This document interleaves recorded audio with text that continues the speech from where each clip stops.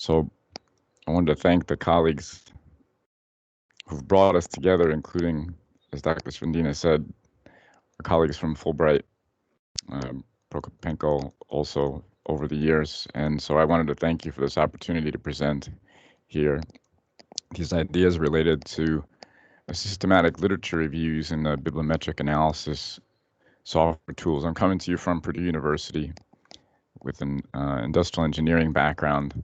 And so you're kind of seeing how it operates, how we operate in a regular time. And so we did our dry run yesterday and tried to communicate about what might be useful to the audience.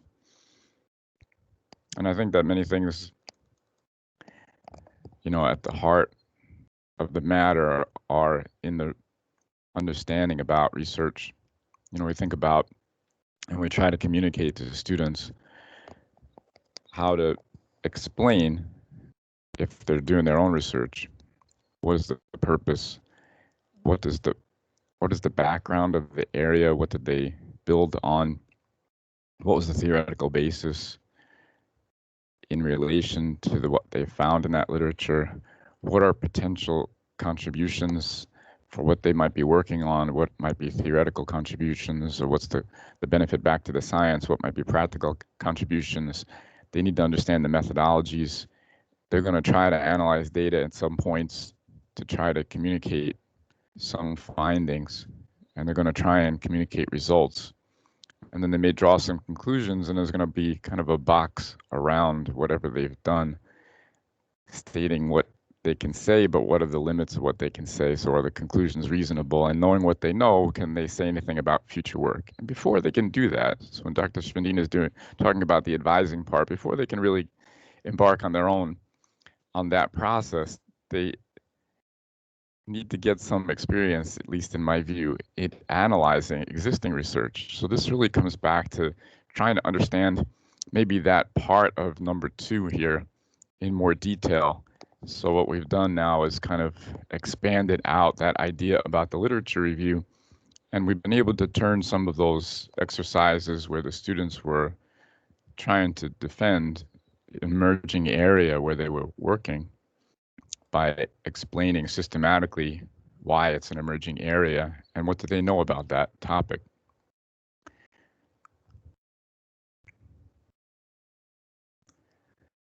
So we've been fortunate. I have colleagues in Ukraine, in Moscow, in China, in Taiwan, Hong Kong. I spent 6 years in Hong Kong as a faculty member. 2 summers, I spent 1 month in Shenyang, China, and my colleague Guo Fu is the professor there, and we have colleagues that we've been working with. Li Liu is the graduate student who took initiative on this project, Bibliometric Analysis for Occupational Low Back Pain Studies, and where the group didn't necessarily have a reputation in this area, it became a challenge to try to initiate studies or publish in this area. So they started by trying to systematically analyze the research and then explain what should be done and why.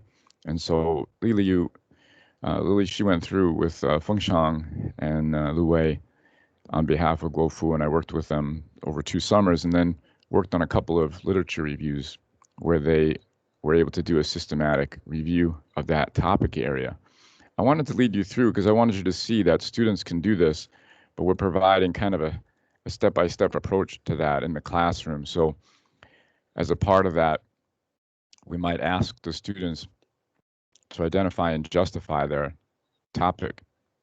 And so we've given some methods for that. I'm going to try to outline some of those. As a part of that, they're going to identify topics of interest, and some of that might be through their searches. And many of us are familiar with Google Scholar, maybe as a first stop these days for searching. But the Library of Sciences have provided for us some additional resources, and the idea about getting metadata out of Google Scholar, it provides some challenges, and so the other databases provide some support for getting data out of those documents that were previously published so that we can understand and start to see trends and justify some of the future research. So I ask students to identify an article in Google Scholar, Springer Link, and ResearchGate as a starting point when they have a topic of interest, and then talk about how it's connected back to some fundamentals in the area. Dr. Shvendina mentioned that my area is human factors. I usually ask students to take their articles of interest and connect back to at least one chapter from the Handbook of Human Factors and Ergonomics. And usually as a part of the course, we may review some chapters from the Handbook of Human Factors and Ergonomics. So they become familiar with the fundamentals, and then they're looking at emerging area and trying to understand how what they're working on is related to the fundamentals. So as an example here, I show one published work that was in Springer last year, data mining methodology. So the idea of using these bibliometric analysis tools is really overlapping with many things we hear about in data mining and big data, except we're emphasizing on behalf of graduate students this idea about using the bibliometric records as the data structure or the data set. Here you see Brendan is talking about using VOS Viewer, so the visualization of similarities, and Max QDA for the content analysis, in addition to Harzing's software for some of the searches. And I'll try to explain why we're using Harzing software instead of just a straight direct path sometimes to either Google Scholar or Web of Science in some cases. AuthorMapper is a Springer link or a Springer related software that we've used in the past to try to summarize some of the metadata. So here you see Brendan was able to emphasize and point out systematically how he could look at some of the terms in that topic area. So he has a table of leading terms related to occurrences in the literature for that topic on cybersecurity and human factors from 2002 to 2020.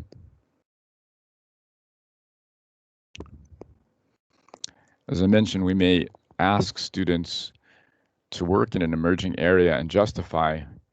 In more recent semesters, I've been offering to them a set of topics as a starting point so that they can have either a topic from the list or a variation on the topic from the list. You'll see here that the gray shaded topics are topics that students added over the last couple of semesters. And I mentioned Harzing's software is called Publish or Perish, but it's actually very valuable in regard to trying to understand the literature. So initially, Animal Harzing had developed this software to try to help academics recognize their own place in their academic community and recognize citations to their own work. But in fact, if you look at the software, it really has potentially much broader applications in terms of search on topic, and it gives support to graduate students who might be working or having interest in a particular area. They can explore the metadata from the searches fairly quickly in a way that they can't from Google Scholar directly, because there's just not a way to get the metadata exported.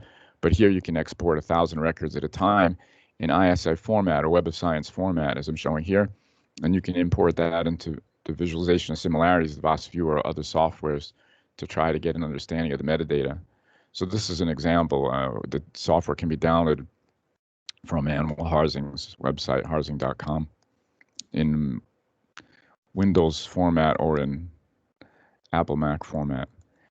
You know, I usually start students with something so that they understand content analysis. If they look only at the metadata, it's hard for them to really appreciate the idea that they're doing research. They think they're just summarizing something, but they're trying to be quantitative about it. But ultimately, they need to be able to dig into some depth of some of the articles in detail. So you see there's large numbers of articles in the search, in the yield of the search, right? You see 51,000 citations on 40 papers. Here, 660 papers. I'm looking in this column here, Ergonomics after 2010 is the search term. And the truncation of the dates is 2010. But I think that the students sometimes need additional support in recognizing that it's the content that they're after ultimately, and sometimes a light-hearted way of getting the students to recognize details of the content is to ask them to to do a content analysis. And you know, traditionally we would read the paper, and of course we're going to still read the papers, but we have to decide which papers we're going to read. And sometimes once we've read those papers, it's still challenging to try to figure out summaries of some of that content, especially for people that are new to the area. So here's an example where we would ask students to add their article of interest to something like wordclouds.com, Here they can analyze one article and get a word cloud from that. They can decide shapes, and then they can see some keywords that emerge as frequently used terms, which might justify some additional insight. Here you see in Brendan's example, the visualization of similarities, an alternate form of a content analysis. So I showed you a word cloud, but here is the visualization that shows clusters. The clusters have terminologies that are color-coded, and they're color-coded here by date. So you can see the trending information about terminologies that began to be used more in the literature by the yellow coloring, and they were used earlier in the literature in the blue and the green coloring. And so here, this is an example related to Brendan's cybersecurity and human factors, and some of the literature was represented in Springer's database and Web of Science. This one actually, he's pointing out that these are the articles from Google Scholar 2015 to 2020, and he has some additional insight from other databases in some of the imagery that he showed in that article. Here's an example, and the students, generally like these. They can change the shape. In MaxQDA here, he's going to present in Human-Computer Interaction Conference. He uses the HCI acronym as the form of his word cloud. And he does that with MaxQDA. He's emphasizing articles in his literature, his reference section, articles 2 through 4, 8, 9, 13, 15, 22. So he's taking a subset of articles. So when I showed you wordclouds.com, we could get a word cloud for one article. When we're using MaxQDA, Brendan is showing here we can get a set of articles in a folder and show the word cloud from that. He then justifies a table from one of the content analyses that he did, and he's got his terms grouped by human factors and cybersecurity. And then he uses those terms in the discussion section in more detail. He goes into some of the articles in those topic areas: ecological interface design, information processing, systems design on human factors part, and then the terminologies related to cybersecurity on honeypots, risk, and privacy. Here's an example where Gavin is working on a literature review in human error related to environmental pollution, and he had interest in this topic. He relates this topic back to Handbook of Human Factors and Ergonomics, the 4th edition, and then uses those databases, including Web of Science and Google Scholar.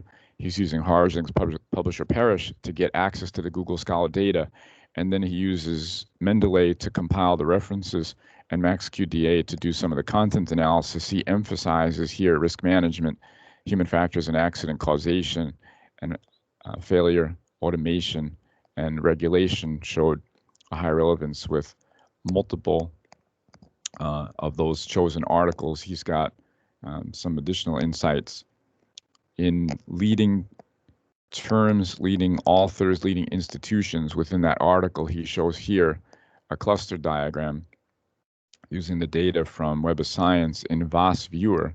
So you see error at the center, but then you see terminologies that are color-coded in clusters. He's emphasizing 34 articles here that came out of Web of Science. And so one of the differences you see is that Web of Science has generally a lower yield on some topics, and Google Scholar will tend to show more articles. It's not necessarily saying better or worse, but from a visualization standpoint, it's helpful to have more data at times, and at other times you want to emphasize, and so you need to understand a little bit about your data. Maybe it's good to look at both with the larger set of articles and the smaller set of articles to decide really how to emphasize certain aspects of the content analysis. So here you see human error as the center, and he's looking at the Google Scholar data rather than the Web of Science data in this example. Again, the clusters are color-coded with their terminologies from those clusters, and the cluster terminologies are available in table format within Web of Science.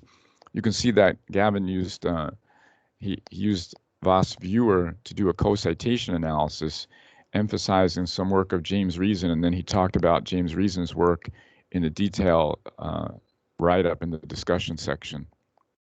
Again, where I mentioned there were topics that students could select in terms of the start of the project or the start of the I guess you could say the project within the course, where they all were looking at similar fundamentals from Human Factors and Ergonomics Handbook. They later diverge in terms of a variety of topics. The human automation interaction was the main overarching area, but then mobile computing was the area where I showed the topics earlier. Transportation and manufacturing services and user experience were also areas where students could choose topics of interest. And again, the gray shaded were topics that students had previously added to the original list. And so you see them working in a variety of different areas. Again, we tried to emphasize on behalf of the students a list or an outline so that students could see they should be working in the area, expecting to write something like a 10 to 12 page draft, 15 to 16 pages possibly, and then we outline for them what should be included, specifying something about the figures and tables, and then giving them opportunity to try demonstrations of these softwares so that they could show examples of the images that they were finding, either replicating the demonstrations for the topic that I selected or showing examples of topics for searches that they had decided. And so they're outlining and documenting the keywords that they're using, and they're talking about how they're doing these analyses in Thought Section and in Hot Seat, which is our classroom discussion board. So here you can see that Gavin's example was published in Springer in the Human-Computer Interaction Conference last July. And as I mentioned, I'm outlining both in steps, but also in terms of deliverables for students, what they need to do and when, outlining by the steps and the themes of those deliverables. So you can see this is on trying to emphasize certain aspects of the learning related to their systematic literature review, including using the list of 10 ways that I had shown earlier for analyzing a common article first, and then trying that analysis of an article using the list of 10 ways to analyze new and existing research for one of their own articles of interest. So then after they've identified key articles for their topic area, they can go back in more detail in some of those articles by the analysis tool using the list of 10 ways to analyze the new and existing research. Again, it's an outline following what we would many think of as the research process. We might think of the scientific method as having maybe 7 steps or 5 steps, but 7 steps. And then this 10 step is outlining, including maybe something related to the future work in addition, and it's breaking out some details of the methodologies. Here's a list of areas where students were working. So they were starting earlier by trying to explain what they thought a systematic literature review would look like in terms of steps, either draw a figure or list the steps, and to find an article, upload the image in word cloud, as I mentioned to you, and then to enter a topic. So to try to explain the topic that was of interest, and then analyze one article and upload the image of that analysis in one page in the discussion board. We asked them to look at practical contributions or potential interest currently outside of academics. So I asked them to look in Twitter and download the analytics out of Twitter to see if there were interest in that topic in recent times. And so these are examples of things. They uploaded images related to their Harzing search in Google Scholar, the Voss viewer image, the visualization of similarities, an example of a co-citation analysis which demonstrated that they had to have the references exported. So I knew they had to have that data not out of Harzing, because Harzing doesn't allow the references to be exported. It can get you the title information, the metadata, and the abstract information, but not the references. So they had to get this out of Web of Science or Scopus. So we showed how to use Web of Science and Scopus to get the exported information that included references. And then MaxQDA was used as part of the content analysis. And as they had some experience doing an analysis of an article using a list of 10 ways, then they used that experience to go back when they used MaxQDA to identify subtopic areas that were of interest for writing about, and they had experience already at going into depth in an article, then they could go into a small set of articles, 10 to 15 articles. So even though the database is yielding hundreds and maybe a couple thousand articles in a topic area, their analysis in depth is really at something at the level of 10 to 15 articles most of the time. Then they use CiteSpace to do an analysis where CiteSpace would help them name some of the clusters in subtopic areas. And we showed them how to generate pivot tables using the data that was exported either from Harzing or other sources. And then I usually ask them to do a reference cross-check to make sure that whatever they wrote about in their in-text citations was covered in the reference section, or that the references that they listed were somewhere written about within the article. So an example of a hot seat posting where I showed you that list of things that they were working on, right? Students wrote that they never analyzed an article, a research article previously, but it was helpful that they planned on entering into research themselves. Here's another example. I have not analyzed a research article previously. I think answering these 10 questions, right, the list of 10 ways, helped them better understand the article. And you can see an example of the one-page image that the students used when they did this assignment. So again, we're taking that list of 10 ways and we're really kind of expanding on that part, which is the systematic literature review when we do the bibliometric analysis. But the students need to have appreciation for the broader research process in order to be able to do their own research later. And in order to know how to emphasize certain aspects of the research that they're evaluating, again, they need to understand the broader research process. So here you see Taylor's example, moderating stress and task design. She's building on an original article. She's extending what was task design and motivation in the Handbook of Human Factors and Ergonomics. So students had to have a pretty good depth of understanding to be able to grasp what was in the summary chapter in a Handbook of Human Factors and Ergonomics. And then they built on that foundation when they studied their emerging area. Here again, you see Taylor using... Okay, so we'll want to read about Maria and Stan. Go on. I'm muted. Okay. So here you see Taylor using the VOS Viewer Author Mapper, which is a Springer-related database, and MaxQDA. Vicinitas was allowing some of the analytics using the Twitter feed and CiteSpace, as I had mentioned previously, Publisher Paris. So you're seeing that there's a kind of a routine now that the students are establishing as they're doing these systematic literature reviews using the bibliometric methods.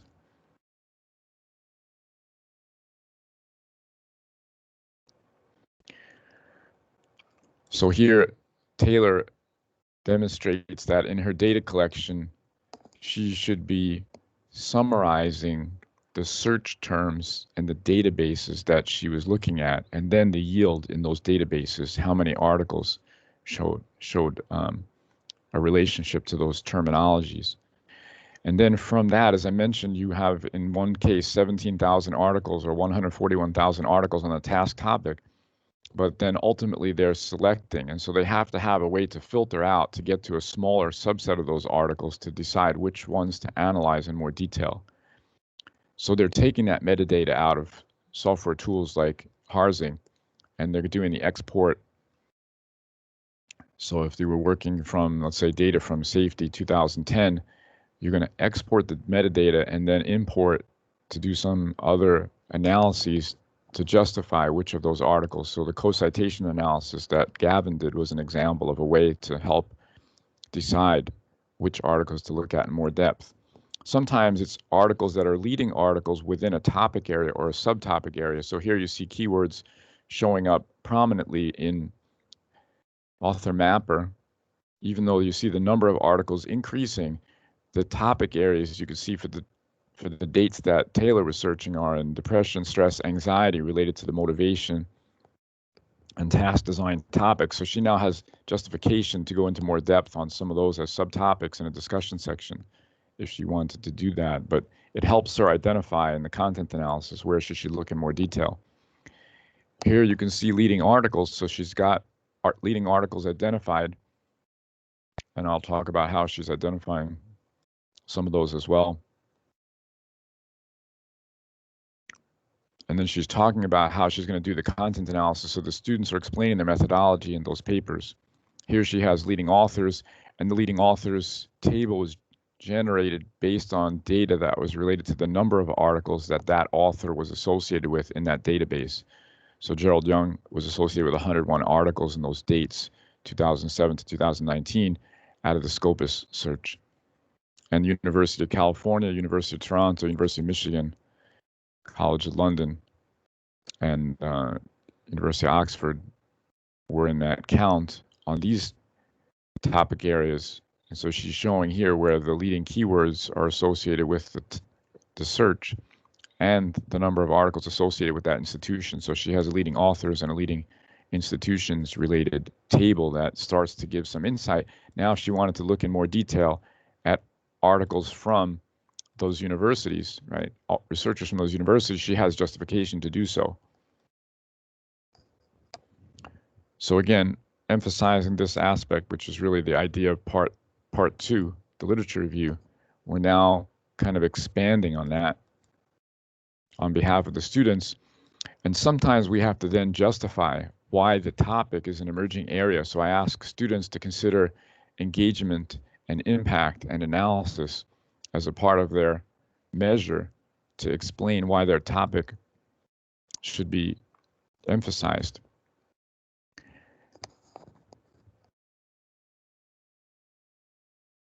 So again, going back, we're taking all the steps that we plan to have as part of this and asking all the students, could be 90 students, to go through these steps separately and then demonstrate progress on those steps. And some of them I showed you hot seat. They're entering in hot seat when they're doing the in-class demonstrations. They're entering in grade scope when they're doing their own project topic work. And so you can see the assigned dates and the dates due. This is from a prior year.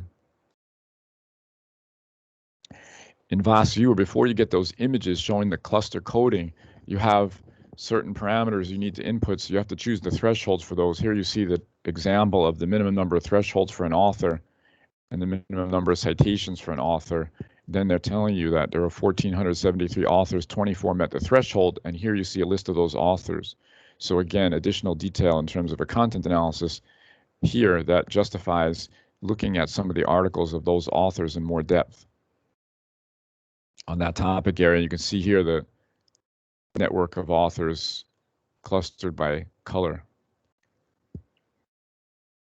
And so we ask students to generate lists. I showed you a couple of lists there, leading authors, leading institutions. You can generate those lists using BibXL. Sometimes they're automatically generated in softwares like Web of Science or in Author Mapper. Author Mapper is not available to us these days, so in Springer, so we might use BibXL after exporting the metadata in a CSV file.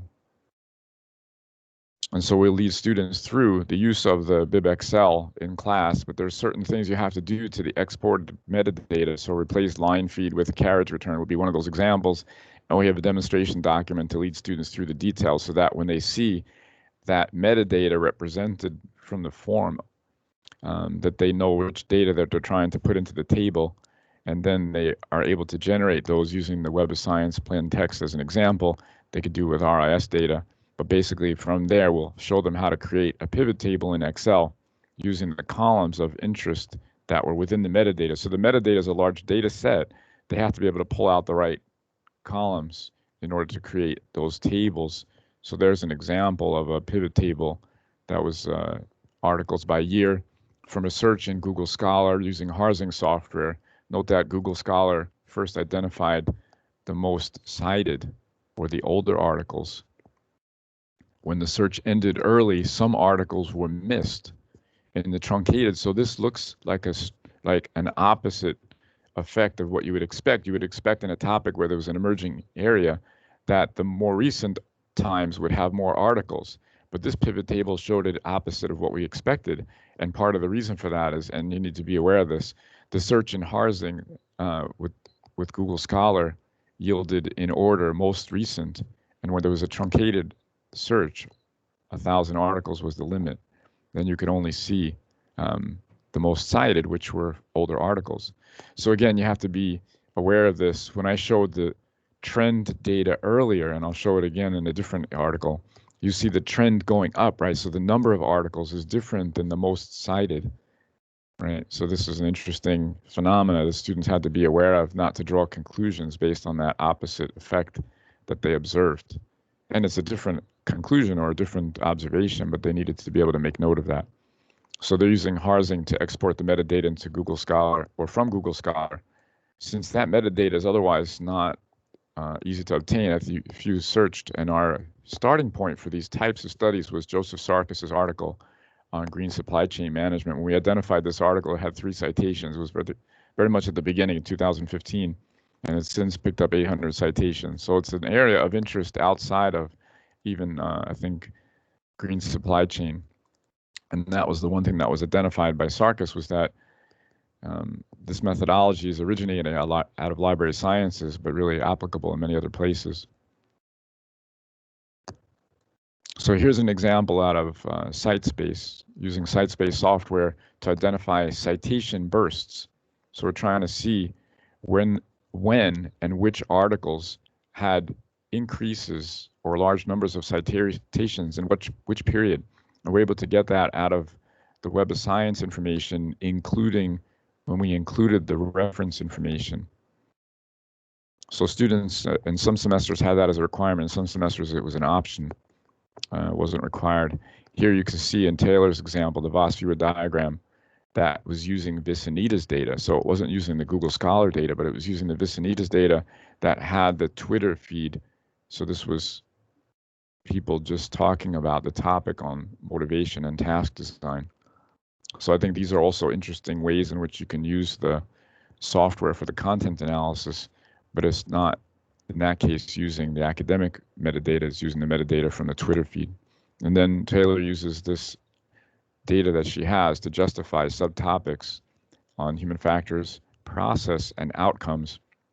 In her discussion section, she can refer or go into more depth on personality, autonomy, individual, or others who might want to look in this area might look at context or motivation or learning, or some things related to achievement, failure, and success in regard to motivation and task design. But with Taylor's table, they have motivation to look in those topic and subtopic areas in more depth.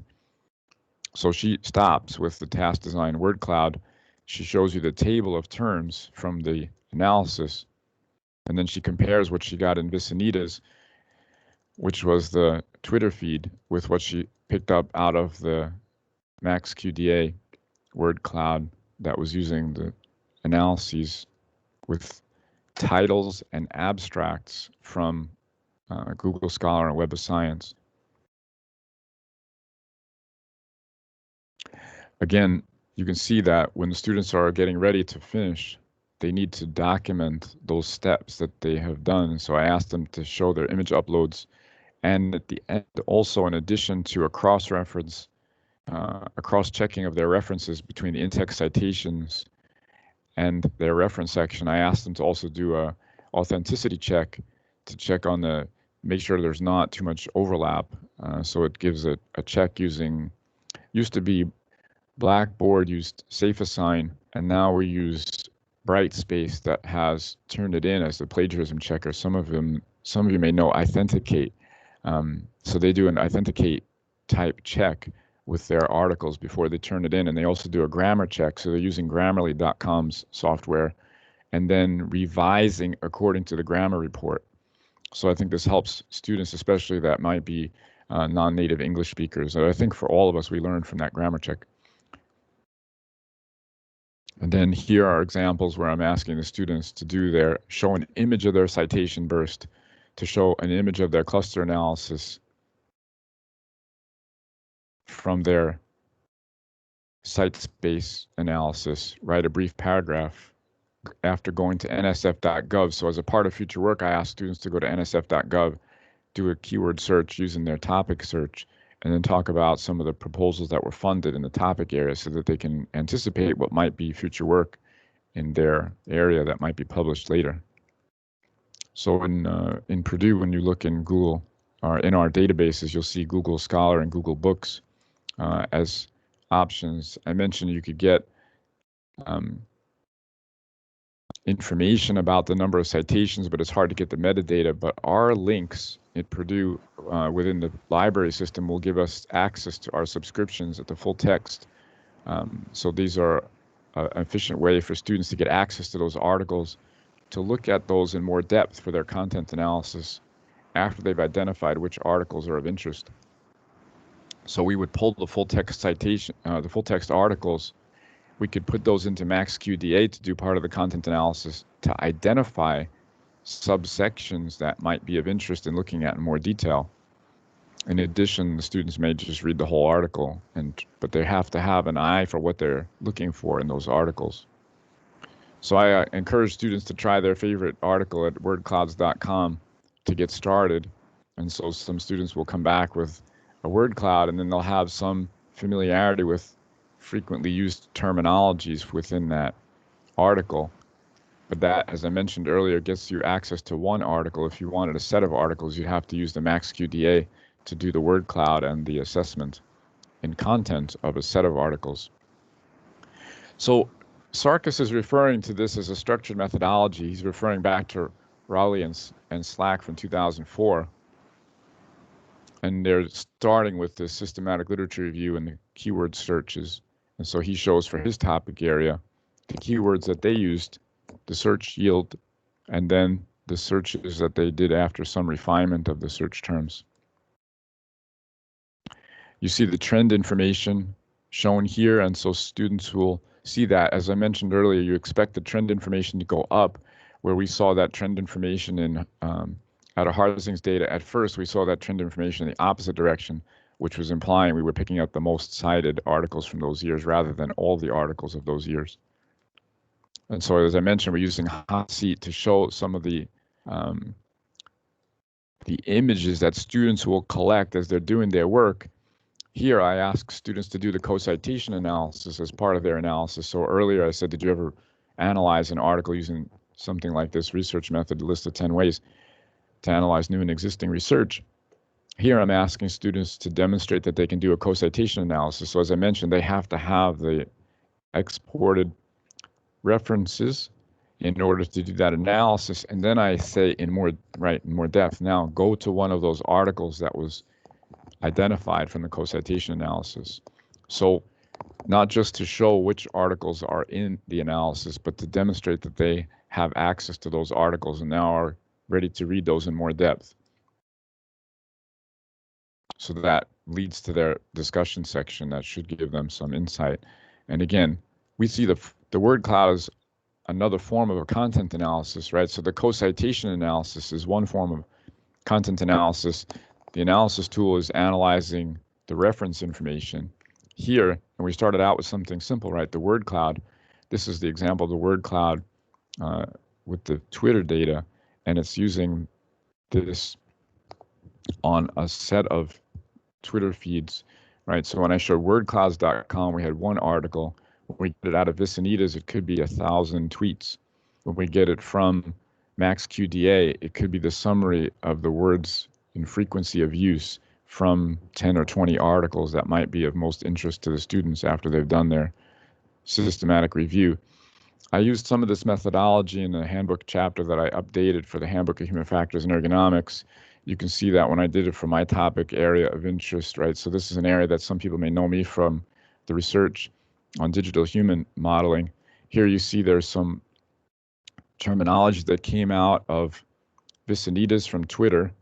Then we also showed in a table how there's overlap between the topic area, digital human modeling, and the Fitting the Human that was written by Cromer's group at Virginia Tech some years ago. They had a number of editions of that Fitting the Human book. So then we tried to show how the digital human modeling relates to the foundations of human factors and ergonomics. You can see that these tools are used for a variety of different kinds of things in human modeling.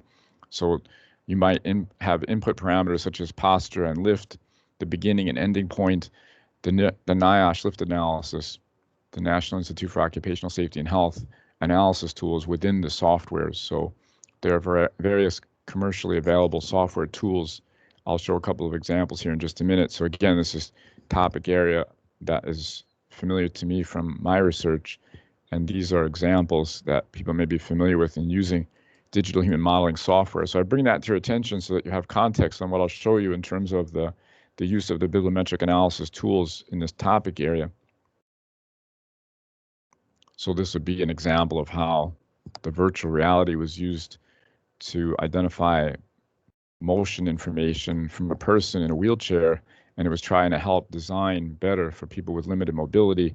And you can see there was an old design that was higher and difficult to reach for the person in a wheelchair, and the modified design was justified based on basically out of acceptable range of upper arm flexion and head flexion for this analysis tool that was in the digital human modeling setup. And so you can see that there are topic areas out of Cromer and fitting the human that are related to the human body size or human engineering.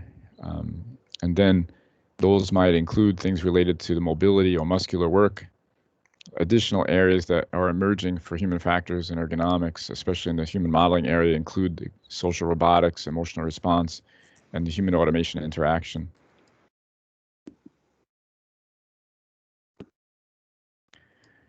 This type of software tool can be used on the commercially available tools when the system allows a full simulation. For instance, when there's less interactivity required in the product, when there's more interactivity required and less modeling software available, then it requires still more prototyping. So one of the objectives of the human modeling software is to reduce the need for prototyping, the physical prototyping. And so here you see on a continuum how that's considered in the context of design. So again, we're going back to my home area of research, and when you're outside of the physical human modeling, people may consider how to incorporate the cognitive aspects in design, and Wicken's information processing model gives us some guidance on that. As I mentioned, I wanted to give some sense about this topic area where we use it in lessons. We've identified ways in which we can share this type of methodology on the digital human modeling with students in the classroom. Here, a three-step approach for introducing computer-aided ergonomics is shown and written about by colleagues from Human Solutions, Torsten Kubler, and students that were in the class at that time. And then they're outlining how the models are organized and then how they're using them to do analyses within the software. So they've written about that in July of 2010 using the software, which is called Ramses from Human Solutions. Coming back to the human modeling, to the bibliometric analysis aspects, we talked about content analysis earlier. So in the topic of digital human modeling that I'm referring to there, giving you some context on how it fits in human factors and ergonomics, you can see the frequency of terminology increasing over these recent years. It's used more frequently than social robotics as an example, up to 2008, which I think is a surprise to some people. So again, using the ideas of the content analysis to try to put context on the topic area is what is really being done here. And then going further with that as a justification for topic in terms of spending time. I talked about this earlier, but I didn't show how we might do that.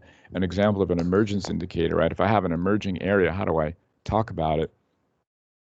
I'm going to talk about it as a growth or a reduction in the number of articles. So you could show this as the sum of articles, for example, from 2017, and I could divide that by the sum of articles from 2010 to 2012, the same amount of time.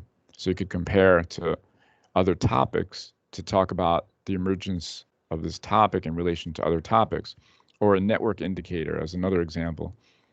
So the growth or the reduction of the network of authors, so I could get the sum of authors from 2017 to 2019, more recent times, and divide by the sum of authors for the 2010 to 2012, similar time periods, but spaced out. And you could compare to other topics. Again, a network indicator might give some indication about emergence of a topic area, or a persistence indicator, which might tell us if there's continuing activity in the area. So I could use the average number of articles over the past 10 years, and then I can consider that in relation to, let's say, a dividing over 10 years. So I can get the total number of articles and divide by 10, so I can get the average over the past 10 years. And so again, these are three different kinds of indicators, but they give us some idea about how to justify our topic area in comparison to other topics when I look at an emerging area. So here I can look at the sum of count out of Scopus, and the sum of count out of author mapper, total them, and I can see for digital human modeling the increase over the years from 1998 to 2019.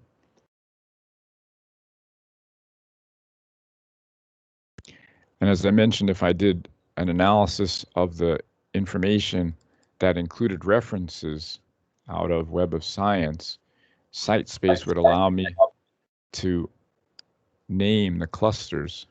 So this is an example here where the clusters are named, talking about where there are fields of study emphasizing articles that overlap with the digital human modeling topic area. They're in ergonomics, they're in imaging sciences, they're in robotics, they're in engineering aerospace, which is related to the fit, computer science, transportation as well. And in the background, you can see the author's name. So you can see Onan Demirel was a student at Purdue. You can see Don Chaffin here from University of Michigan. You can see others, Lars Hansen from Sweden. And so you can see our colleagues, Dario Salvucci from Drexel.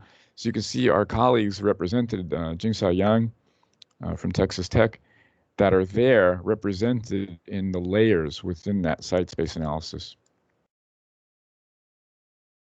And so here is a quick summary of those measures that I mentioned, right? Engagement and influence as an example, coming out of the Twitter information.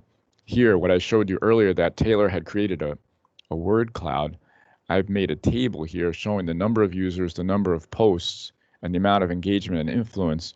And those terminologies then are defined within Vicinitas as users, the number of unique users who posted tweets, the total number of tweets downloaded as posts, engagement as the total number of likes and retweets received by the posts, and influence is the sum of the number of followers of each of the users who posted tracker matching tweets. Here you can see a comparison between Author Mapper and Scopus on topics, ergonomics, and digital human modeling. So here you can see before and after 2010. So when the last edition of this handbook was published, 2011, you can see that the time before that, there were less articles in digital human modeling of the total prior to 2010, but that most of the articles in digital human modeling have come from 2011 to 2020, 83%. So you can see large increases both in ergonomics and digital human modeling. A larger proportion of the digital human modeling are coming since 2011, since the article was last updated, the 4th edition. And Scopus, similarly, you can see in digital human modeling, the number of articles on digital human modeling before 2010 or earlier is 32%, and the number of digital human modeling related articles that came after that was more than 2/3. Number of books, similarly, you can see 78% of the books on digital human modeling were published since 2011, since the chapter was previously written. And again, as an area of emergence, you can see that academic emergence indicator showing here digital human modeling, so by the measures I had just shown, has a higher growth measure than ergonomics and human factors. And comparing the number of articles, you can see that. Into persistence, you can see persistence, right, is larger for human factors and ergonomics. Comparing the number of authors, you can see that the network is changing, and the network is increasing faster in digital human modeling than ergonomics or human factors. And so again, we can use that as a way of measuring and comparing between topics. Here we're comparing the topics ergonomics, human factors, and digital human modeling.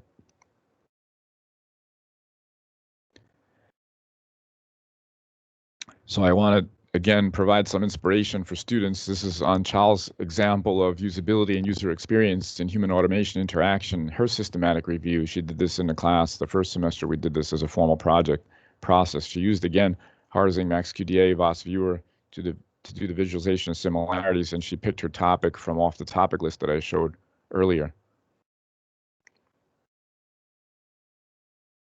And then Anchal uses the word cloud to show key topics and subtopics, right, with usability being at the center.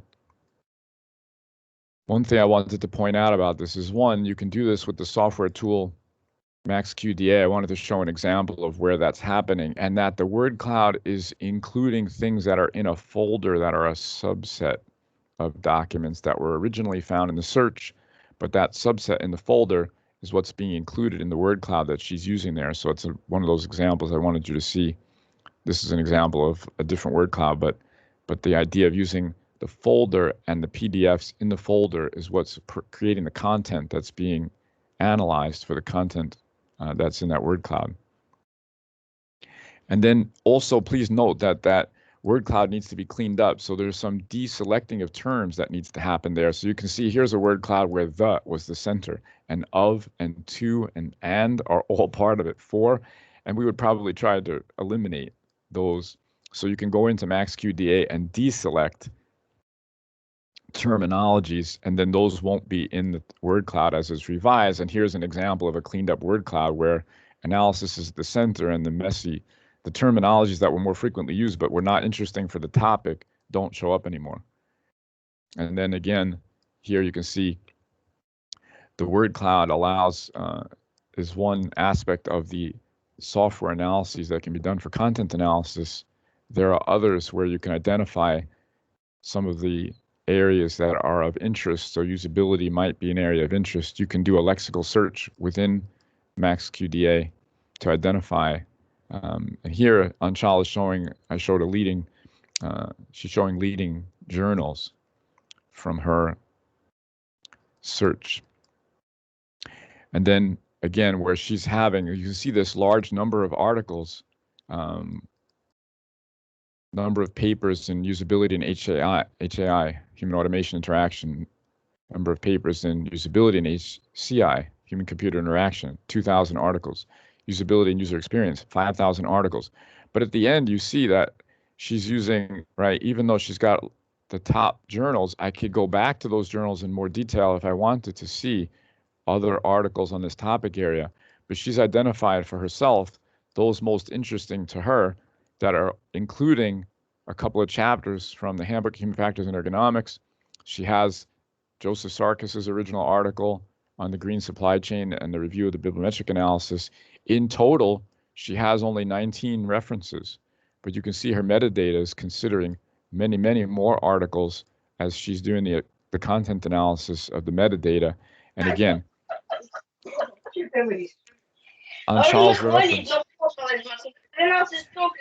Just a moment, just a moment. Sure. Yeah. And yeah, it's good.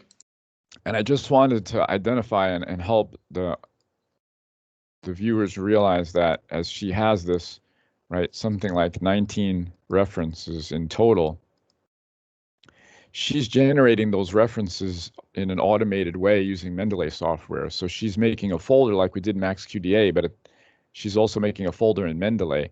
And then she does a right-click, select all, copy as, and from there she gets the reference list for that set of articles in her folder.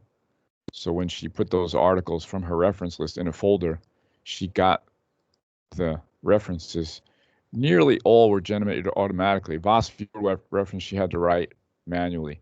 MaxQDA reference she had to write manually. But for the articles she put into Mendeley, the PDFs, those became automatically generated. She needed to clean them up, but it's an efficient way for students to get their references done. And I asked them to write that or show an image of that in Hotseat during the project work. And again, Anshal has a nice example here of the word cloud, and it depends on your selection of parameters, how many terminologies show up in your word cloud, but you can see the words color-coded here for the cluster. And so she has usability. Another point that I wanted to make, and this is near the end, Anshal has usability and user experience as key areas in the cluster analysis. Then Anshal uses that to justify the subtopics for the discussion section. She refers to some of those more detailed content of those papers she's identifying in MaxQDA and her reading, but then she has now a motivation to get the subsections and some justification to do subsections on those topics, usability and usability testing, and she can identify those articles that are referring to that topic in more depth with MaxQDA, and then she includes the references for those in that discussion section. So the other area there. in her discussion section, user experience and user-centered design. Again, she has references included here and some details that she could identify from the lexical search in MaxQDA. And the way that they get that, right, to do extended lexical search, they're putting in the topic, for instance, bibliometric, and then in the documents, within the whole document, right, and then that search yields in MaxQDA a list of articles and phrases that are identified overlapping with that topic area. So again, this is output out of MaxQDA or a screen capture, 116 hits in 4 documents on the term bibliometric. So this is not on Charles' example, but it's an example that overlaps with where she was using MaxQDA to identify with lexical search subparts of the topic for her discussion section. So again, you see here, right, that 116 hits in 4 documents that provides some additional depth. So you can see these 2 images are different because they're identifying different parts of those articles where bibliometric is referred to, and then the student can click on that and see in more depth where that's referred to and then refer to that in their discussion section. Here you can see an example of where it shows up so that students can read that section fairly quickly. Bibliometric is referred to, of course, in the top title, right? But you can explore that software with additional video instruction for MaxQDA. And we have some software support for that with the demonstrations that we did in class. And so Samiron here has a systematic literature review for game-based learning and safety management. You can see here he's putting together 2 topics and talking about the overlap using similar methodologies, Bosviewer, MaxQDA, Harzing again, Author Mapper, Mendeley. And he has the keywords that were identified with large number of occurrences that overlap with safety management. He has the cluster analysis for safety management, as well as the cluster analysis for game-based learning. And he has the trend information here. One of the things that you also need to be aware of in a trend information is you see here it starts to decrease in the later years, and it's unusual that it should decrease for the topic area. On game-based learning, we thought it should increase. So sometimes Web of Science has a little bit of a delay in the updates, and you should be aware of that. So that's why we'll create our own pivot tables out of Harzing's data, because then you can get that trend information, or out of Author Mapper, you'll see that trend information should be increasing in a topic like that. And so you can see out of Author Mapper that trend information is increasing. And so we had to caution the students not to conclude that the trend is downward toward the end. They just need to be making sure they're getting the right data. So they have to use their professional experience and a little bit of judgment as they're doing these bibliometric analyses, and sometimes cross-checking it against different databases and showing the different images, comparing, gives them insight for that. So that's all I wanted to bring into your attention. I'd be happy to answer any questions. I wanted to thank you for your attention on this topic. It's really been a pleasure to share this with you. Thank you, Professor Duffy. Thank you, Professor Duffy. We already have a first, do you hear me? Good? We already have a first question in the chat. Last time we were trying to use mics, but yeah, it didn't work a little bit. So please, dear participants, leave your questions in chat and I will read them to Professor Duffy. So the first question came from our participant, Dr. Narendran Kaliepin. If I'm spelling you right, please forgive me. My question is, he said, is there any difference between bibliometric analysis and systematic literature review type of research? Thank you very much. Yeah, so that's a good question. And in some of the titles, we've used the terminology systematic literature review. In some, we've used data mining methodology. And in some, we've used bibliometric analysis. And I think that systematic literature review is more familiar to people. I think when you're doing a systematic literature review that has a quantitative aspect, it's fair to include things related to data mining or bibliometric analysis in the title or refer to it. Systematic literature review doesn't have to be quantitative, but bibliometric methods tends to imply something quantitative. So I think that may be one of the distinctions you can think about. Thank you very much. I have my own question, so please let me, I will gonna use this benefit as a moderator. So I realized that during your presentation that there can be a difference between databases, for instance, Web of Science, Corpus, and Google Scholar. So what do you recommend to the researcher? How many databases should be used in comparison to prove that the number of paper increased? Yeah, I think if you see the increase, usually one is enough in terms of the increase, decrease. If you have a decrease, it's probably good to check with at least two. And you have to be careful not to use two that have the same vulnerability. So Scopus and Web of Science both have that potential vulnerability that they can show a decline in the later years, which is okay if you want to just say that it's trending upward through 2018 and it's inconclusive after that because you don't really know and the data sometimes lags. So you just don't want to get caught in concluding that it's a declining trend if you haven't checked multiple databases. And the Springer database is an additional database that you can use. Google Scholar and Springer database are two additional databases you can use to try to get the trend information more accurately without the larger lag. Thank you very much. Another question. I'm sorry, I'm going to use my position here.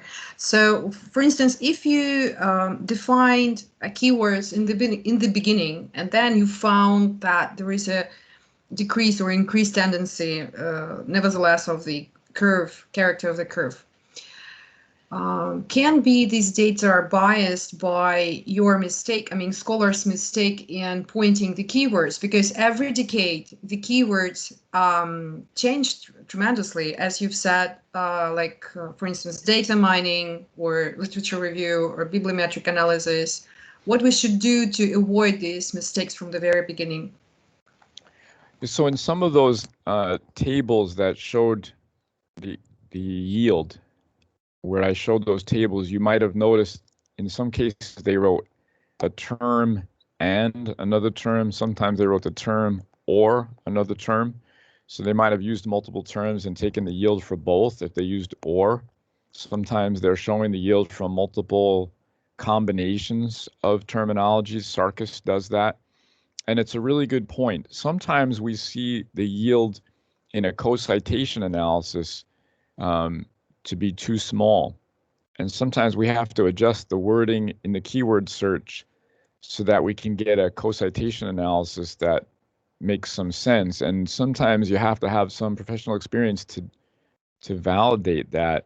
So where we looked at Gavin's example, and Gavin was looking at human error in relation to the ecology aspects, environmental related effects, James' reason on human error, right? When that showed up in the co-citation analysis, that made sense.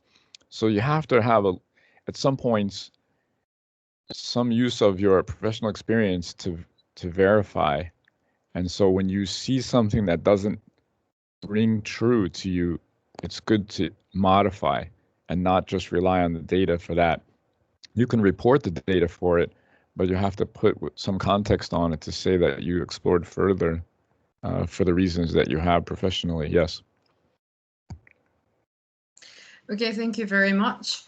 And we're still waiting for questions from the participants. Please do that. For those, there was a comment on zooming the text, but I would say that we are recording this meeting and you're going to have all the links for the papers that were mentioned during this presentation under the video. So you're gonna have this opportunity to read more. And so far, please, dear participants, could you leave in the chat your feedback in terms of what kind of country are you presenting today? Because we have more than 100 participants today, and that will be fun to see how many countries do we have here in one cohort. Thank you very much.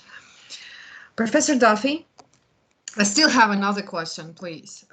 Just share your experience on this data mining or bibliometric research. What was the most difficult challenge during this bibliometric research that you ever experienced? Yeah, I think,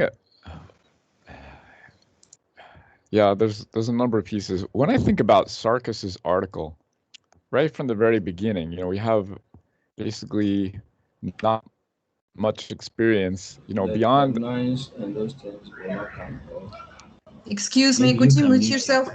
Could you mute yourself? I'm sorry, not you, Professor Duffy. I mean the participant. Go on, Sure. go on. Beyond a basic search, it's challenging because you don't have experience in the beginning with a lot of these methodologies. So I gave this paper when it had 3 citations. I gave this paper to a grad student. I said, we should try to do, right, a demonstration of this in a course lesson. Now, I can tell you 5 years later, we have demonstrations on the subparts that probably are 6, 7, 8, 9, maybe 10 total demonstrations. We've broken it at least into 5 parts, but each of the parts has subparts. And so it turned out that all the parts of this where there's maybe 1 paragraph written, there's a whole sub area that needs to be explained in depth so that students can follow that step, just that step. Just getting the searches and the terminology, even in your questioning, right, is part of that idea about refining which databases we're looking at, documenting that, showing the trend information. The co-citation analysis is another, part of the mechanism that we didn't add until a later semester. Getting the leading tables, the leading journals, the leading authors, the leading institutions was another step that was a big deal. Students needed to be able to demonstrate each of those, the use of BibExcel, documenting how to use BibExcel. These were all, so taking that one step forward, the first step after looking at this article and say, oh, this is interesting, we should try to do this, turned out to be, in some ways a research area in and of itself. When I went to library sciences, no one person in library sciences had all the answers to how to do this. And that was surprising to me. So we pulled parts of different research from library sciences. You can see BibExcel is not the same as CiteSpace, is not the same as Harsing. All these pieces were different. And now we're putting this together in a package so that students, as you mentioned, can have that access in a way as a bit of an equalizer against experience. So it's a little bit of a cheat. That's why I say you have to be able to verify, because the students cannot verify without the experience at times. So they need that supervisor, similar to the moderator in a game-based learning setting. And the same in a training as, if I have a virtual class, without vetting or verifying that the students really learned something, it's difficult to know whether what we put online was really learned or not. And so in each of these steps, we had that similar experience. And so I showed you Hot Seat and the images students uploaded to Hot Seat. And each time they continued to document for us that this was new and useful and interesting to them, but that they didn't figure out on their own this process. And so, as I mentioned, even in library sciences, we had to work with them to piece together a methodology that would allow students to do this and scale it. So at Purdue, we have an interest in being able to do this with larger groups in the classroom. We tend to think of this more of like an apprenticeship approach, right? The grad advisor works with one student. You don't really need to systematize it then, because a systematic literature review can be explained and you just follow the student as they're doing it and guide them further. If you try to scale this to 80 students, you don't have capacity to do that. So this provides the opportunity for scaling the methodology of a systematic review by bringing in the quantitative and allowing that methodology to speak to some of that experience. And then the advisor can view and give feedback to that set of documents as those students are making progress, but they didn't have to be led step by step individually there's a way of systematizing this such that they're being led through those steps as a group and then documenting that progress they're doing by themselves. Yeah.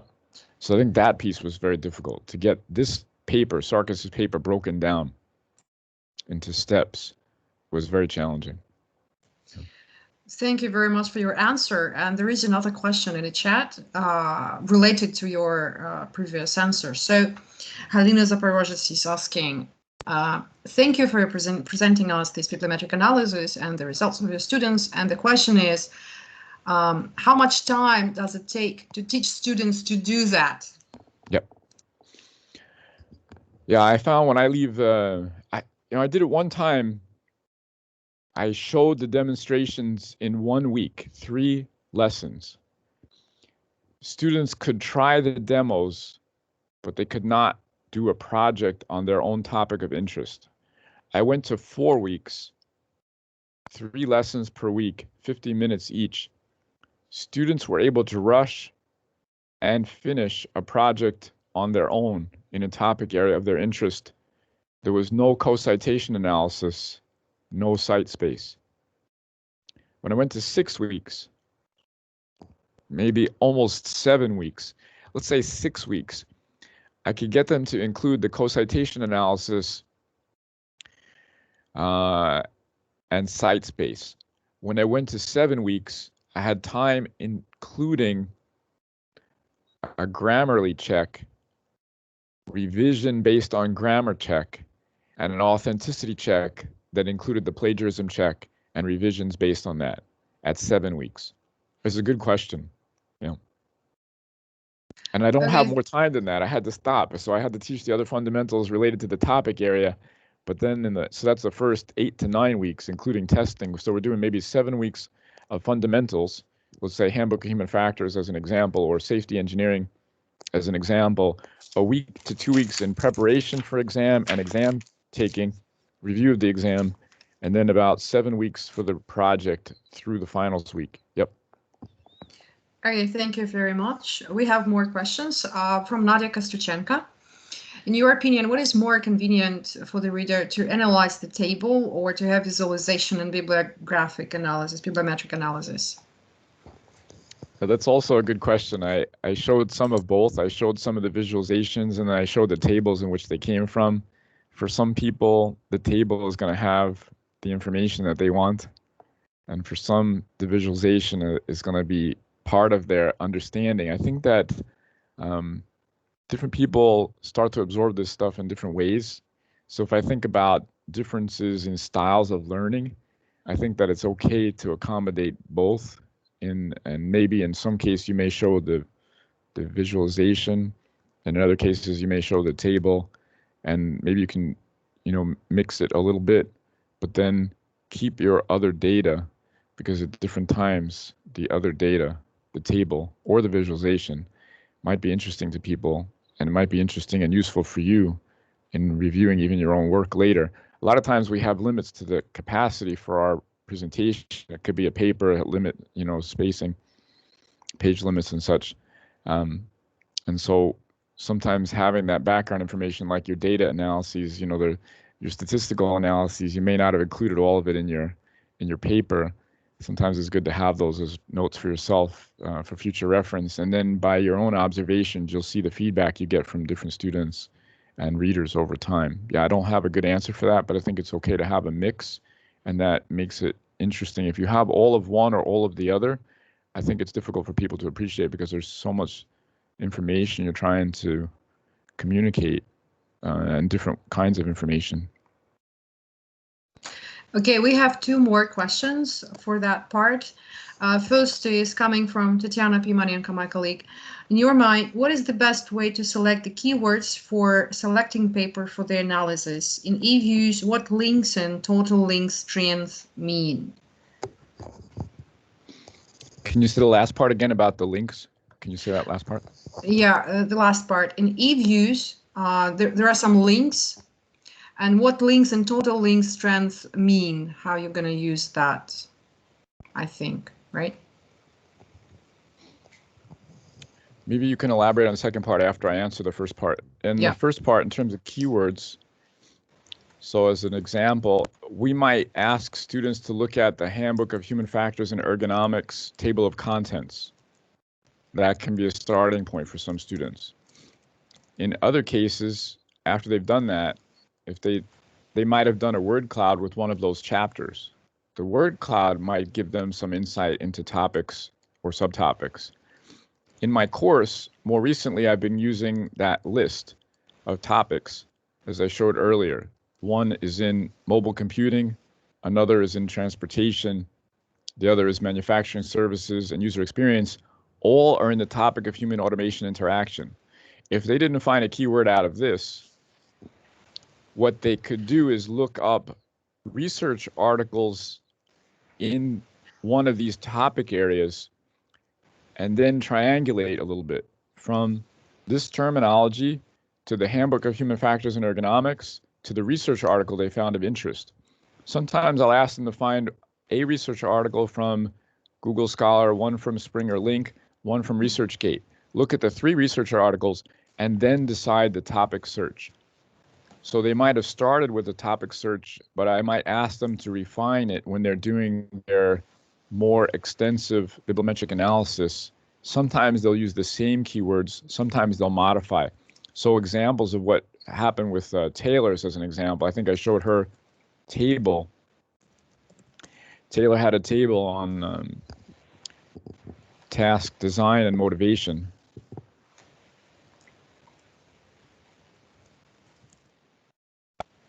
And in Taylor's, she showed which terminology she used in which databases. She didn't search the same terminologies in each database. So you might think in terms of being systematic, you should, but she was kind of saying that she might modify. So she used task motivation and moderating stress in Harzing. That's pulling out of Google Scholar. She used task design or task motivation and stress. Here she used task design or task motivation or motivation and stress or moderating stress, 141,000, right? So she's showing variety in that search, but when you have the larger yield, it's harder to filter. So sometimes the decision about which terminology search can be dependent a little bit on the content area of your interest, but a little bit on the yield and the database you're using. So again, you have to kind of explore a little bit and then make some decisions on how to move forward. And again, this is the yield so that she's using the metadata from some of these, but then in depth, she's going in depth in some areas that are justified by the content analysis that could be pulling out of multiple thousand articles in VOS Viewer. But that might refine what she talks about in the discussion section. So you kind of have maybe a filtering effect or larger topic you're looking at, but then subtopics might be from something like this where the keywords that are most frequently used in those articles in the yield are showing up. This is author mapper showing terminologies that would be justified in looking in more depth. Sometimes, as we mentioned, it could be the authors. So the author information could justify looking at some topics. I showed you Brendan's example earlier, and we said privacy was a terminology that he wrote about in more depth because privacy was spoken about by Abbas Moalem, and Moalem had been recognized in the area of cybersecurity. He talked about honeypots. Well, it turned out that dude had been writing in this area, and James Reason on risk, and Sarah Sajja on this topic related to the systems design. And so when he had systems design and risk and privacy, and honeypots was another example, coming out as part of his leading terms, topics. So he's leading authors, leading institutions, and he had leading terminologies. From that, he has additional insight into how to reduce down the articles that he's going to search or include in more depth in his reference section. So there's kind of different levels at which we're doing the search with terminologies. We're doing the search at the larger terminology, the overarching terminology in the databases. And that's where I'm going to get that yield, showing what I found in my tables. And that, I think, was shown in Taylor's very well.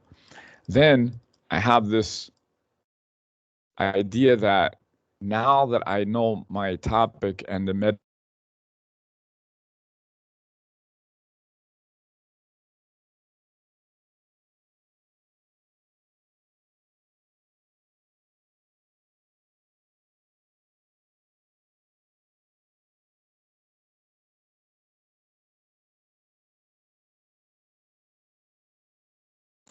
data from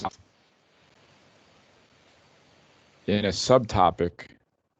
So the subtopic, when I know which terminologies I want to use, I'm now searching within the folder in MaxQDA of the subset of articles that was only from my reference section.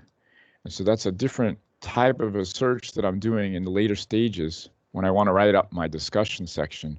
That discussion section might be based on the references, but I may have 10, 15, 20 articles in the reference section. But initially, that search that was referred to in the question is really based on that overarching terminology. And somewhere in between, you have to transition. That search gets more refined as you know more about the topic in detail. And when you don't get the right yield, or it looks like you can't interpret yet, you may have to modify that terminology in search. So it's a good question again, and a little bit of this comes from experience with this systematic literature review and bibliometric methods. Some of it comes from your experience on the topic area.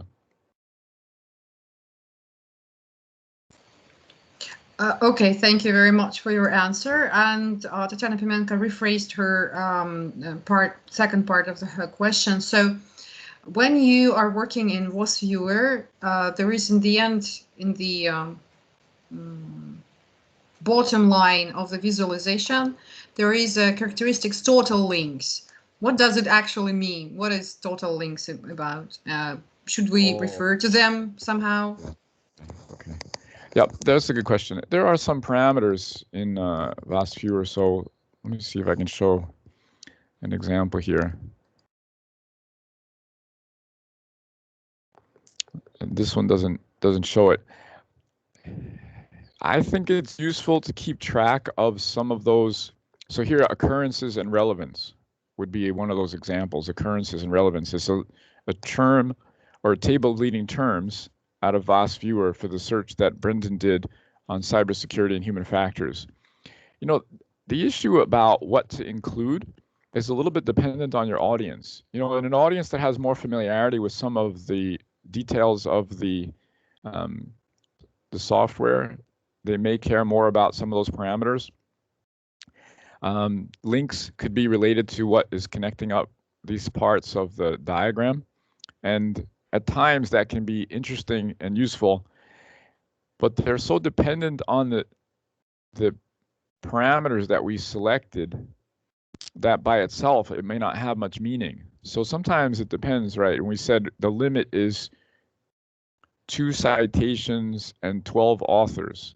Well, I may not get that many links between those authors, but I may have a lot of authors that are independently recognized in the diagram. I think I showed one diagram like that earlier where the authors were not connected. In another case, I have something where there's a lot of connectivity between those, and it might be dependent on how I set the parameters. If I set a parameter that allowed a smaller level of entry and more terms, I probably got more connectivity. And so whether to report or not is an interesting question. I think, again, it's another example where you want to keep your images and your searches separate and keep track of the documentation for where those searches or the analyses were for certain images that you used in your documents, in your publications, because a reviewer could ask some of that kind of information. I think that, you know, here we're saying capture 980 articles, these dates, 2002 to 2020. In the domain of interest, human factors and cybersecurity, that to me is important information. The number of links is a little bit dependent on what my limits were in my analysis tool. And some people are not going to have familiarity enough to make judgment on that. Others will. And where some might in review, it might be good to have that as background information or something you can refer back to, kind of like in your analyses. You know, if you didn't include degrees of freedom in an OVA test and someone said include it, you may have to go back and get some additional detail. Now, you know, if you've explained n and the number of variables, you can get some of that. But there's some other information that might be available in your analyses that might not be apparent just by the original presentation of results, and you may have to go back to it. That's a good question. Thank you very much. And we have the last question in this section. Victoria Makerska, who actually had experience in bibliometric analysis, I think, she asked, when we try to do bibliometric analysis, we first choose keywords in Web of Science, but the results were not very in the topic. Then we started choosing abstracts article by article. Often there were no keywords we were expecting, but the content was what we're looking for. I mean, I think that the question is how to, you know, to combine these results in one research. Yeah. Yeah, it's another good question. So there are things that we use as terminologies, and sometimes that database is picking off by the way we select when we do this search. So if we say title, or if we say keyword, or if we say abstract, when we include information in the metadata, when we do our search, that might yield a different set of articles. If we include all, that might yield a different set of articles. So it's interesting, and it's a very good question. Keywords a little bit depend on how people identified their own work. And as it was mentioned earlier in the question set, those can change over time. So again, it's by observation a little bit and your experience with the topic area. Sometimes it becomes your experience with the literature as you're doing this work in exploring an area of interest. And where you have one database that doesn't give you the yield, and Web of Science would be a good example, you might take the same keywords, and you saw this with Taylor's example, take the same keywords and search it in the other database. See, Scopus for this topic area here showed 65, task design or task motivation and stress, 65 documents. Here, Web of Science, task design or task motivation and stress, same search, 805 articles. Then she did it again, task design or task motivation and stress, 17,000 articles. If I do a content analysis on the just 3 data sets, I'm going to come out with a different visualization. It's going to be very interesting even to compare and contrast, because then you can start to get a sense about which, you know, database is also useful for you in your topic area. And at the same time, it's not clear sometimes whether it's explaining the literature or whether it's explaining the database. So that's why when Dr. Shrindina asked earlier about how many databases to use, the idea of checking more than one database is helpful. Showing imagery from more than one database is helpful. Combining the data from those databases is difficult. Liliu has a good example of this, combining the search from the databases, and she explains in this paper, if you do a search in multiple databases, that you can pull the metadata into Excel and then eliminate the duplicates, because that can happen also. That's a vulnerability I didn't mention earlier, but the idea about potentially having duplicates is something that needs to be considered. Taylor doesn't combine the data. She just explains certain visuals from a particular database. But where that is combined, and in Liliu's case, she combined, she has 4,000 documents identified, but she has the combination and the elimination. You can use BibExcel to eliminate, you can use Excel to eliminate the duplicates. So then you got the composite, and you don't have to worry about comparing and contrasting or explaining the differences. You just take the unique entries rather than distinct searches. So again, it's a very good question, and you know, you can take the different strategy. You can take the strategy, I'm going to explain the similarity and differences between the database, but that might not be your interest. Your interest might really just to be explaining this topic area. And in doing so, you might have to take data from both to get that yield to be sufficient such that you're really representing that topic. And then from there, you might have to eliminate some of the overlap.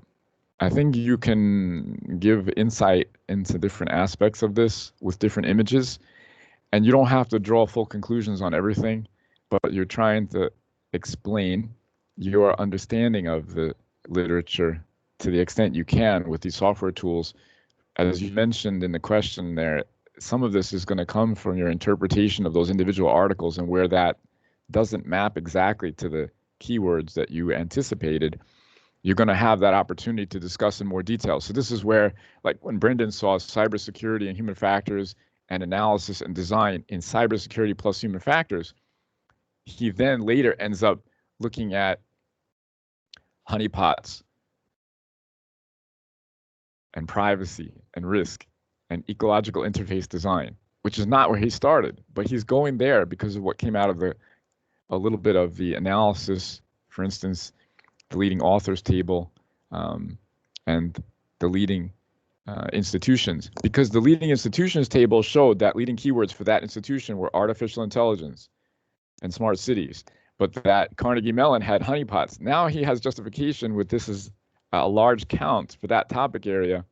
He goes to those articles of those authors from those institutions and then realizes, right, risk and security, right? He goes to Linkoff and he's now explaining something different in his more detailed review of that article. And Honeypots by Gonzalez, you're getting a different sense about the literature as you get further down in the depth of explaining why these leading authors are leading authors, right? They had a large number of papers in this area overlapping between cybersecurity and human factors, or this institution, which might not be the same institution that these authors came from. And in some cases it wasn't. Same with leading countries. And then once you have the leading keywords from those, you have motivation and justification to go in, but you cannot explain everything in one paper. And so that might just be the limits of what you can say within a paper, that there are some things that you didn't anticipate and that people can explore in more depth. So even as we expanded, right, from the list of 10 ways, on number 2, right, we said, oh, we're going to start with a list of 10 ways, and we know our research process, and now we're going to take our literature review and expand it. And number 2, we're going to make a whole paper out of it, right? Usually it's a whole paper out of the 10. Now it's a whole paper out of number 2. And then I get to the end of number 2 and I say, oh, I cannot explain everything. I still have more to say. So more can be said because there's a lot already written on this, right? Taylor showed what, 150,000 articles in one topic out of Author Mapper, depending on how you search.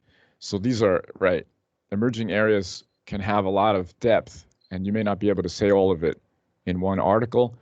So what happens here, and I'll tell you this, when Li Liu didn't get approval for the first submission of this paper, she resubmitted to a different journal. What she had done was replicate the search and the bibliometric analysis in one journal. I won't name the journal. She replicated the analysis of that journal. She did a better job in the literature review than the people that published in that journal. But they had just published a literature review, so they couldn't publish hers. They had to really explain why they published another one after they just explained, after they just published one. Well, she published in a different journal. She had a very good literature review, but it had to go to a different journal because basically they didn't have capacity in that topic area to take another one right away. That looked like it was just redoing what was previously done. But in fact, she had shown some insights that weren't shown.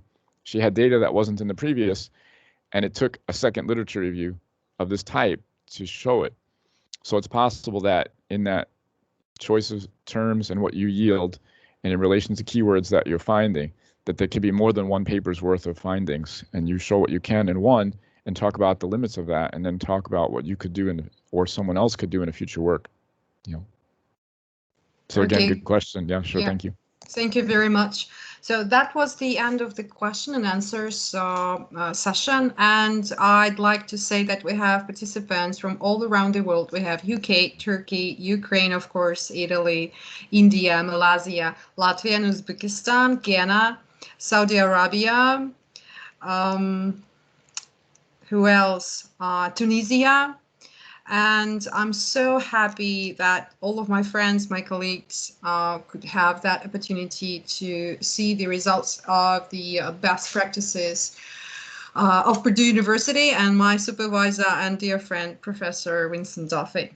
Thank you very much, Professor. Dr. Shrindina, thank you so much. Yeah, been glad to be with you and your colleagues from all over the world. Yeah, been a great day.